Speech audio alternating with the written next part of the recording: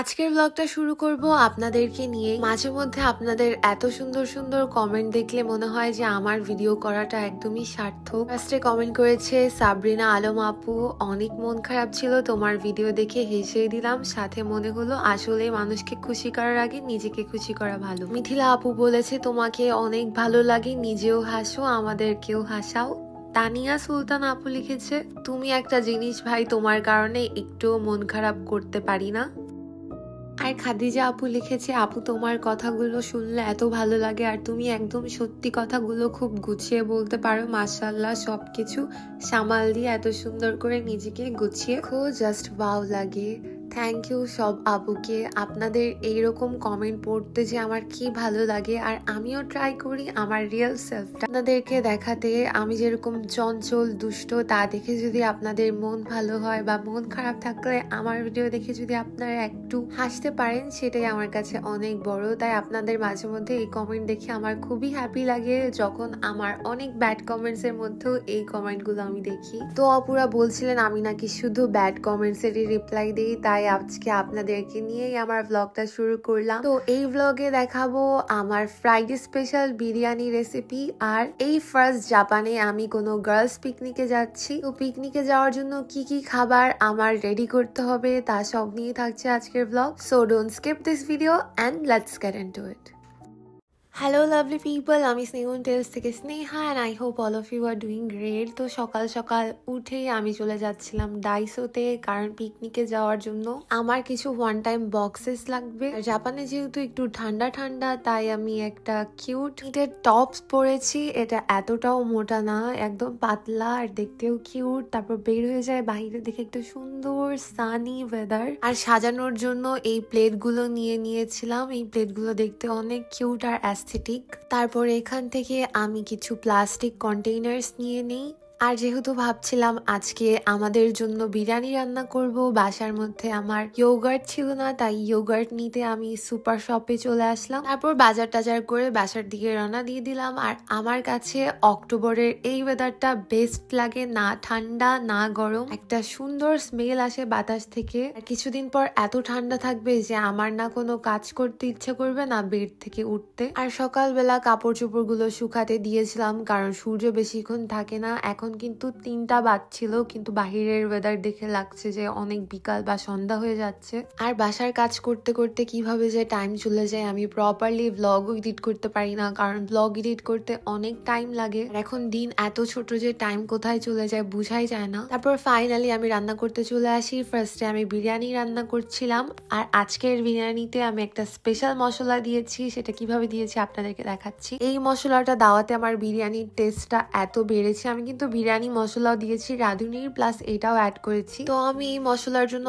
অনেকগুলো পেঁয়াজ কেটে নিয়েছি, 2টা তেজপাতা, কালো গোলমরিচ, একটা স্টার নিয়ে এটাকে আমি তেলের মধ্যে সুন্দরভাবে ভেজে বেরেস্তা করে নিব। এটাকে হালকা হালকা ভাজা হয়ে গেলে এখানে আমি কিছু শাহি জিরা দিয়ে নিচ্ছি। আপনারা চাইলে এই মশলাটা বেশি করে বানিয়ে স্টোরও করে রাখতে পারেন ফ্রিজের মধ্যে। তারপর আমি জিরা দিয়ে নিই, দেওয়ার পর জিরাটাকেও সুন্দরভাবে এই বেরেস্তার সাথে ভেজে নিই। বেরেস্তার মতো ভাজা হয়ে গেলে আমি ব্লেন্ডারের মধ্যে এগুলোকে উঠিয়ে সুন্দরভাবে এটাকে ব্লেন্ড করে ফেলি। ও হ্যাঁ, আমি কিন্তু 2টা শুকনা মরিচও অ্যাড করেছি। তারপর এগুলোকে ভালোভাবে আমি ব্লেন্ড করে নিচ্ছি। জিরা ব্লেন্ড হতে যেহেতু একটু টাইম লাগে, আমি হালকা পানিও অ্যাড করেছি যাতে জিরাটা প্রপারলি ব্লেন্ড হয়। এখন আমি বিরিয়ানি রান্নায় চলে যাব। ফার্স্টে আমি গরুর মাংসগুলো কেটে রেখেছিলাম, সেগুলো দিয়ে নিলাম। তারপর 1 প্যাকেট রাঁধুনি বিরিয়ানি মশলা দিয়ে নিচ্ছি। তারপর এর মধ্যে আমি ব্লেন্ড করে রাখা মশলাটাও অ্যাড করে নিলাম। একটু করে জিঞ্জার গার্লিক পেস্ট দিয়ে নিলাম, সাথে স্বাদ মতো লবণ দিয়ে নিচ্ছি। আর লাস্টে দিয়ে নিচ্ছি আমি ইয়োগার্ট 2-3 চামচের মতো। আপনারা আপনাদের পরিমাণ মতো নিতে পারেন, আমি এরকম পরিমাণের বুঝি না। আমি যেরকম রান্না করি মাঝে মধ্যে ভালো হয়, মাঝে মধ্যে খারাপ হয়। তারপর আমি একে সুন্দরভাবে মাখিয়ে নিই। আমি কিন্তু এর মধ্যে কোনো এক্সট্রা তেল অ্যাড করিনি, বাট দেখেন দেখতে কি সুন্দর হয়েছে। তারপর আমি এটাকে কষাতে দিয়ে দিই। আর পাশে এখন আমি বুট রান্না করব আমার পিকনিকের। তো আগে থেকে আমি বুটগুলোকে সিদ্ধ করে রেখেছিলাম। এখানে আমি পেঁয়াজ কুচির মধ্যে গোটা মশলাগুলো দিচ্ছি। তারপর এর মধ্যে আমি আদা রসুন বাটা দিয়ে নিচ্ছিলাম। বুটের মধ্যে মশলা একটু বেশি হলে মজা লাগে। নর্মাল সব মশলা টশলা দিয়ে আমি এটাকে কষাতে দিয়ে দিই, আর প্রপারলি কষাতে হবে। যত সুন্দর কষানো হবে টেস্টটা তত ভালো হবে। এটা কষানোর পর আমি বুটগুলো দিয়ে দিই, আর বুটটাকে একটু আঠালো আঠালো আর গ্রেভি টাইপের করার জন্য আমি এর মধ্যে কিউব করে আলুও দিয়েছি। বুট আলু ভালোভাবে কষানোর পর পানি দিয়ে আমি 20-30 মিনিট এটাকে কুক করে নিই, আর লাস্টে আমি কিছু কাঁচামরিচ অ্যাড করি। দেখেন কেমন হয়েছে। তারপর আমি সার্ভিং প্লেটে আলাদা করে নিয়ে নিই আমাদের জন্য, আর পিকনিকের জন্য আলাদা করে রেখে দিই।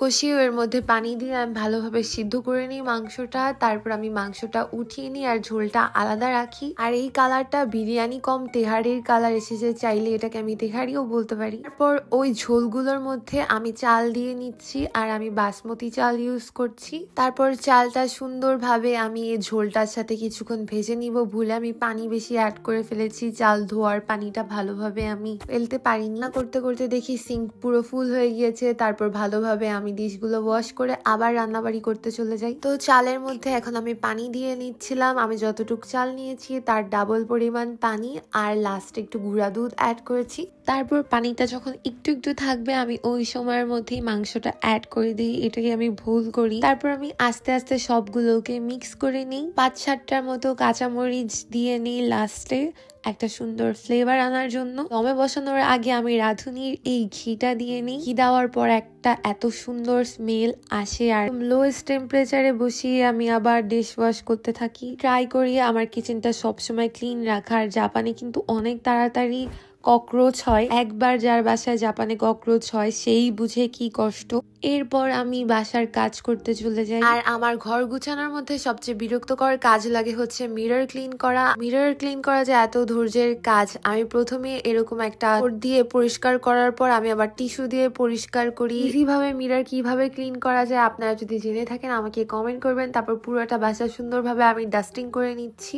আর এই বড় মিরর পরিষ্কার করতে গেলে আমার জানই বের হয়ে যায়। একটা এত বড় মিরর, দ্বিতীয়ত কোথা থেকে না কোথা থেকে দাগ লেগে যায়, ওগুলো উঠতেই চায় না। হোক বাসাটা ক্লিন করা হয়ে গিয়েছে। আর এটা হচ্ছে আমার কালকের পিকনিকের খাবার, সিঙ্গারা, রোল আর সমোসা। সাথে আমি নিয়েছি বুট আর মুড়ি। আপনারা কিন্তু নেক্সট ব্লগটা অবশ্যই দেখবেন। নেক্সট ব্লগটা এত ফানি। আর আমার ফার্স্ট পিকনিক জাপানে এসে, সেটাও গার্লস পিকনিক।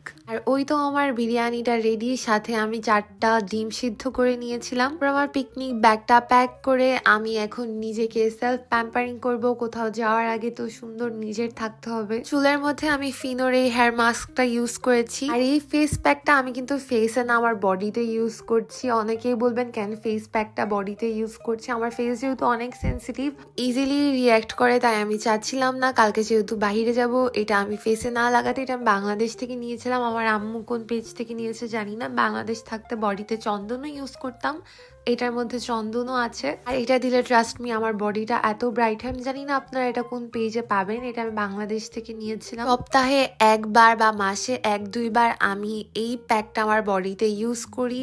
এটা ইনস্ট্যান্ট একটা ব্রাইট লুক দেয় বডিতে। শাওয়ারের আগে কিংবা শাওয়ারের পর এই প্যাকটা আমি ইউজ করি। আর এই প্যাকটা হয়তো বাংলাদেশে অনেক ফেমাস, আপনারা অনেক পেজেই পেয়ে যাবেন, বাট ট্রাই করবেন অথেন্টিকটা ইউজ করার। শাওয়ার টাওয়ার করে আমার হাজবেন্ড বাসায় চলে আসে। এরপর ভাবছিলাম যে টক দইটা এরকম ফ্রিজে রেখে দিলে নষ্ট হয়ে যাবে, তাই একটু লাচ্ছি বানিয়ে নিলাম। তো আজকের আমার এই র্যান্ডম ব্লগটা আমি এখানেই শেষ করছি। এরকম আরো ভিডিও দেখতে চাইলে আমার পেজে একটা ফলো দিয়ে দিবেন। Thank you for watching. Bye by.